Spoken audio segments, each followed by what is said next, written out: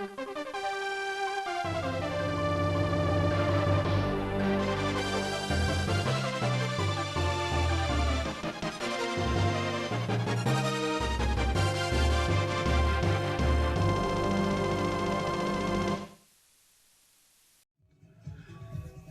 YouTube, how's it going? Retro Dave back again.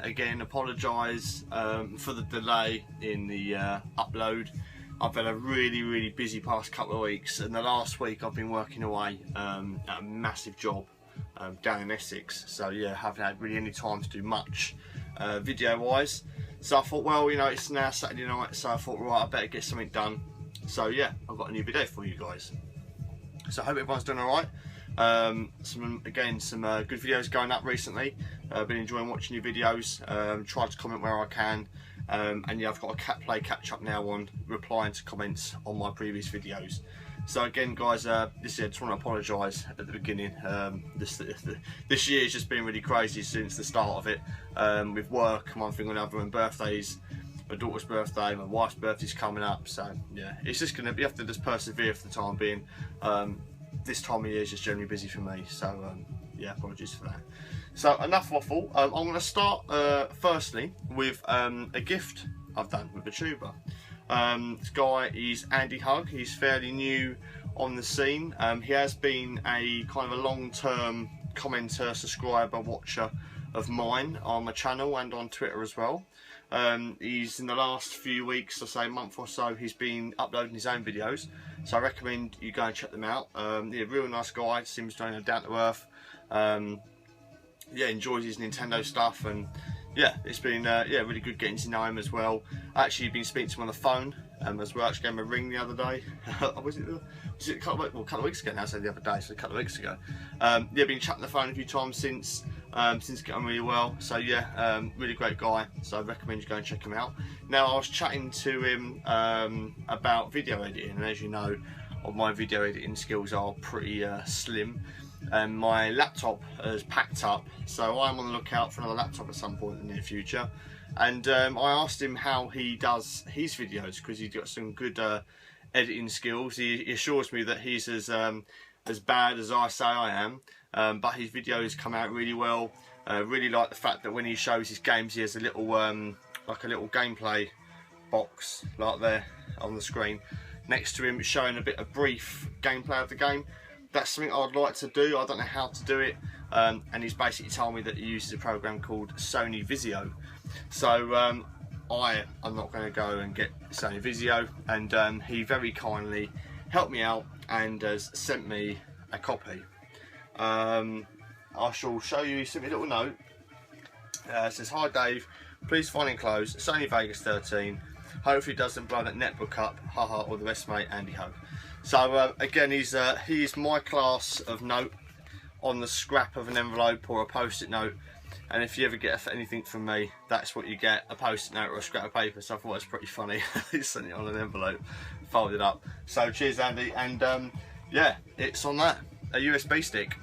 So when I do get myself a new computer or laptop or whatever I'm going to get, he's going to help me out, get this installed, and hopefully show me how to do some video editing. So again, mate, thanks very much for sending that over, and hopefully it won't be too long before I get to use it. Okay, so I put that to one side. What else have I been picking up?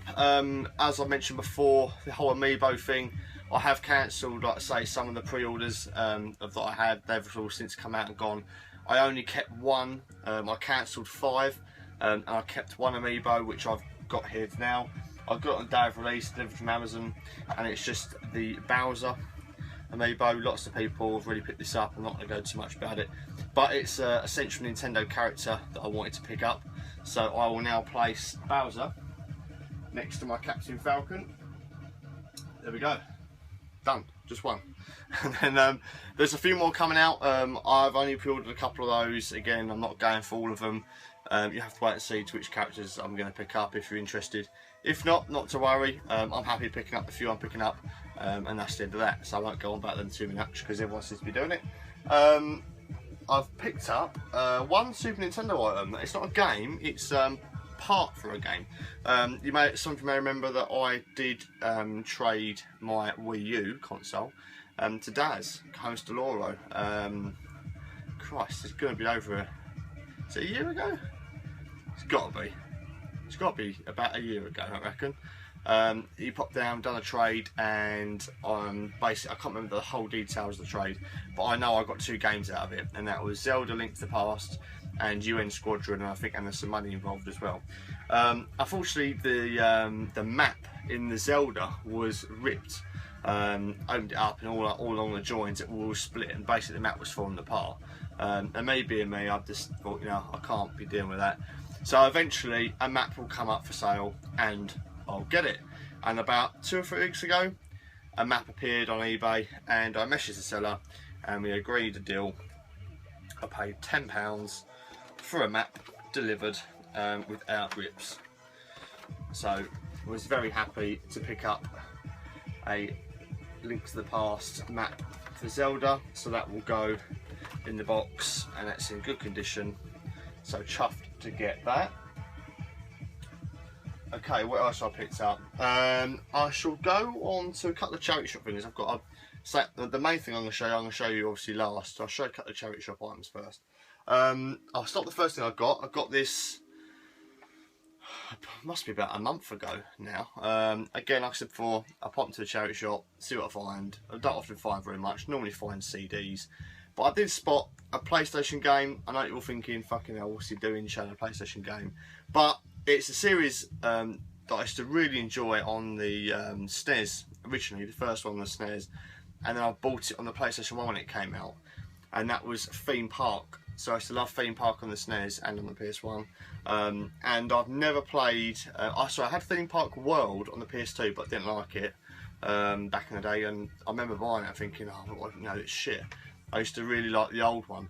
And then I heard of Theme Hospital and never played it. And I thought, I'm not going to, you know, go out my way to buy it. I'm not going to go out my way to bid on it. But if I see it anywhere for a couple of quid or £1.50 or whatever, I'll grab it just to try it. So I was in a shop, found it, paid I think about £1.50 for it. So got Theme Hospital, sorry. So never played it before. I thought I'd give it a try. I really enjoyed the Theme Park games back in the day. So I thought I'd give it a whirl for something else to try.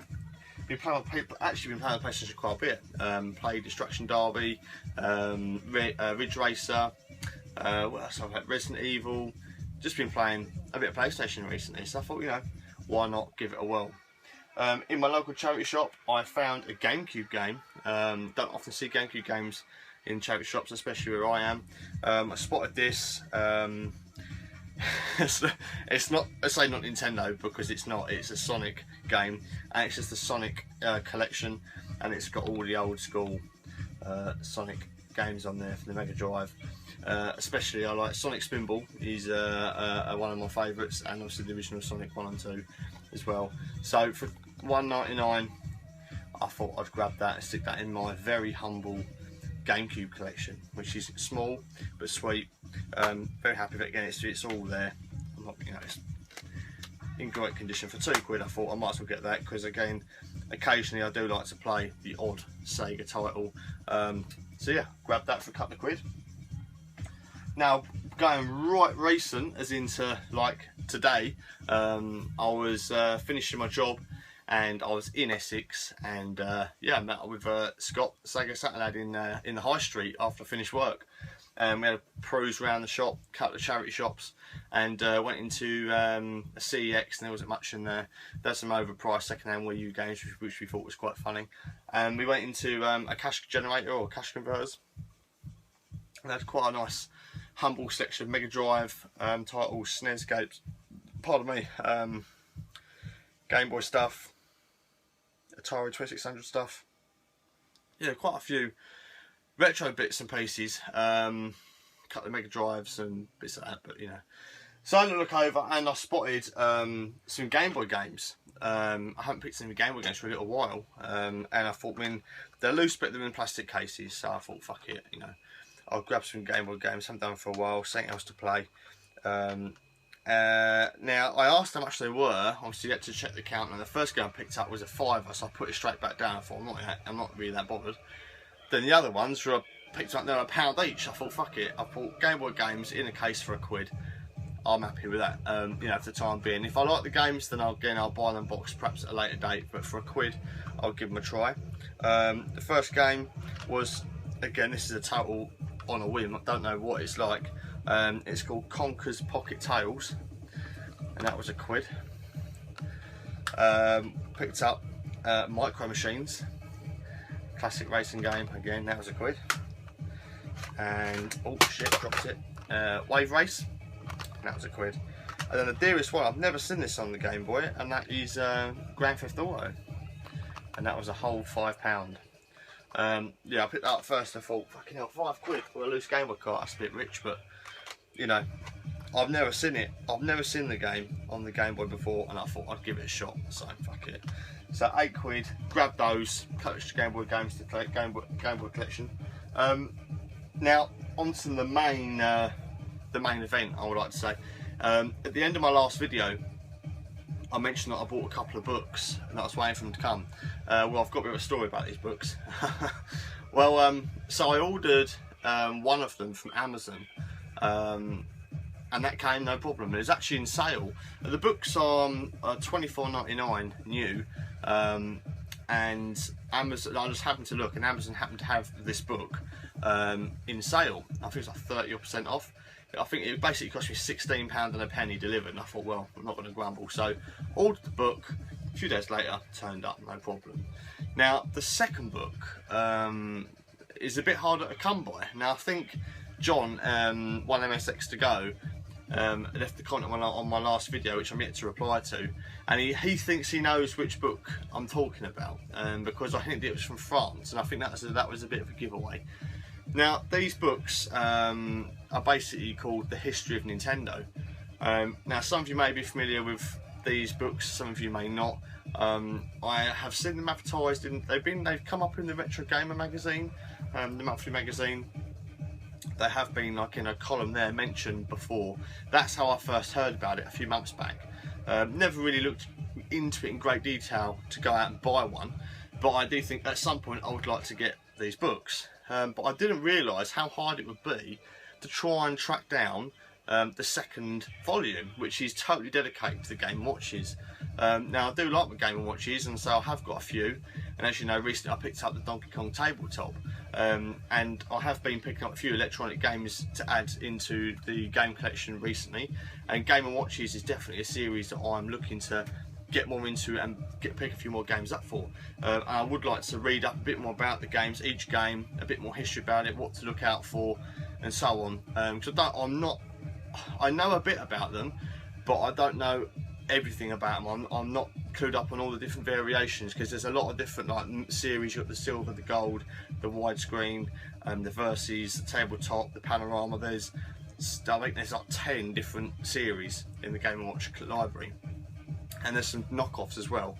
So knockoffs, cheap imports that look exactly like Game & Watches, but they're not. And they've got different names and markings and this and that. Anyway, so obviously I wanted to make sure that I'm prepared. I can research each game, look for the games that I want to buy, and I can avoid the ones that I'm not so interested in. So anyway, trying to find this book has been a fucking nightmare, to say the least. I looked up on Amazon. Amazon haven't got any in stock, but there's some private sellers that are selling these books, and they've dreamed up prices in their head, and the cheapest price is £85 for this book, and I think the most expensive is over 200. It's completely fucking ridiculous. It's a book, yeah. I thought, right, this can't be right. There has to be a way around it. So Google the book and end up finding the publisher, right? So the publisher is called Pix and Love Publishing.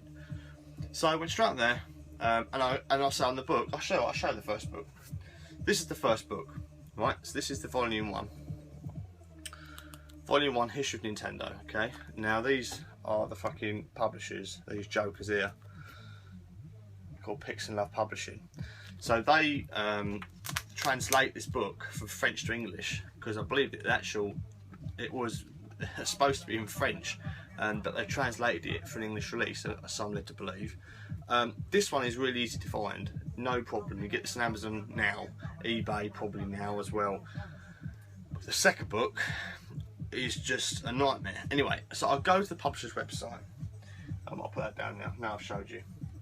And by the way, that goes from 1889 to 1980. So it covers everything from the early days of making playing cards to toys, right through to early games and arcade machines. But I'll come back to that another time. But in a minute, this second book, has been a fucking nightmare. I swear, it's wound me up so much. I ordered this book, went on the publisher's website, and it said available in stock, $24.99. I thought, fuck me, thank God. I found, Google was pulled through here. Gone to the publisher, and I can order it direct. None of this pissing around Amazon paying over the odds. So, got on the website, all looks legit. Paid, signed up, email address, like the rest of the other business. There's postage options. One was just like the cheapest, like snail mail, and the other one was like a few quid more for TNT, tracked courier, under 72-hour delivery. I thought, bang, I'll pay that, 10 quid. So 35 quid, book delivered, under 72 hours, in stock, publisher, no problem, job done, paid, right? So sit back thinking, lovely, when's the book going to turn up? A week came and went, and nothing arrived. So I was thinking, okay, so went back on the website, checked my order, like you do on your Amazon, you check on the website, check your order status. Just said confirmed, didn't say dispatched, didn't say nothing, got no email from TNT with a number, nothing, completely nothing. So I thought, oh, this is a bit strange. About 3 days after that, so we're talking, overweight, so 10 days of nothing, I just started getting a bit worried. So I thought, okay, so I didn't email them first, sorry. I then did some research in this company, Googled the company, and that's where I come across some old threads. Now, if I had this editing software, I'll be able to show you images here, but I don't. And basically, these old message threads were basically saying that this company are a bunch of scammers, and they take your money and they will not send your items abroad. They seem to have completely decided to, their international shipping is just gone to shit, and they only seem to be sending stuff within France. Don't know how true this is. This is old threads from like about a year ago, 6 months ago, so I don't know how true it is, but it started ringing alarm bells with me because my book hadn't turned up and I hadn't received anything from them, no information at all about my order. So alarm bells immediately started ringing. Loads of people saying, I'll pre-ordered the book, they took my money, didn't get my money back, and immediately I was thinking, shit, I've been robbed, right? But luckily I paid through PayPal, so hopefully PayPal could have saved my bacon, and I didn't pay them directly with my bank card. Otherwise, I don't think I would have got anything back like these people probably did. Yeah, stories of them basically taking pre-orders for books up front and the books never materialising or being sent or whatever. So yeah, but the fact that this book I ordered said available and in stock clearly on the website, I was assured that it would turn up. So I ignored the thread. A couple of days later, still nothing. So I thought, right, so I emailed them. Emailed the publisher and said, what's going on with my order? When's it going to turn up? Blah, blah, blah. No reply. Another couple of days passed and I thought, right, I think I've been robbed. So, so I log into my PayPal, open up a case, dispute case, item not received, this, that, the other. And yeah, no reply. They didn't respond to the PayPal case, so I left it a couple of days and thought, okay. So then I escalated it to a PayPal claim, wrote it down in another reply message and basically said that you're fucking unprofessional. How can you be a company? You don't update your customers. Yeah, it's basically saying that they're very unprofessional in their business and that they shouldn't be doing the business if they can't provide the service. They've got things advertised on the website, available in stock. They take people's money, don't send the items, and it's fucking bang out of order, right? So I basically told them what I thought of them, sent the message, opened the PayPal dispute, so raised the dispute to a PayPal claim, where they basically make the decision whether I get my money back or not. They then contacted them again, no reply. 2 days later, PayPal refunded my money back in my bank, job done. I thought, right, okay, I've got my money back as a result. But it's a ball ache because I wanted the fucking book, right? So I thought, well, what are the chances of me finding this book anytime soon? you know, I've been looking on eBay. I have had it as a saved search on my phone, and the book hasn't seemed to have appeared for a little while. And then about, say, 2 days later, looking off, this was last weekend. It was last Saturday night. Last Saturday night, sat here on the game, looked at my phone, and it popped up in my saved search. Clicked on it, and this guy had both books for sale. Very good condition, used. So I basically sent him a message and said, would you sell me the second book separately from the first one? Because he had both listed for 25 quid on a starting auction. Pardon me. He said he didn't really want to separate them, but what would my offer be to try and basically tempt him? So I come out back with him. I said, I'll give you 30 quid for your second book. How's that sound? So I didn't want to lowball him and then get told to fuck off, basically. You know, I don't say, I'll give you a tenner, mate, and you say, no, I'm not interested, and then I've just wasted my time. So I'm not going to take the piss. I was going to be reasonable. You know, I know what the book's roughly worth. I'd like to think it's worth being about, you know, 30, 40 quid kind of thing. And I wouldn't be comfortable paying any more than that. You know, 40 delivered maximum. I wouldn't be any more comfortable paying than that for the book. So I don't get a reply for about 10 minutes. Anyway, he comes back to me and he says, I've just had a look on Amazon, right? And the cheapest I can find it is £85. Would you be willing to increase your offer? So you can imagine the reply that I gave him was no. In so many words, I said, I'm aware that the pricing on Amazon is ridiculous, and I said that they are not Amazon prices.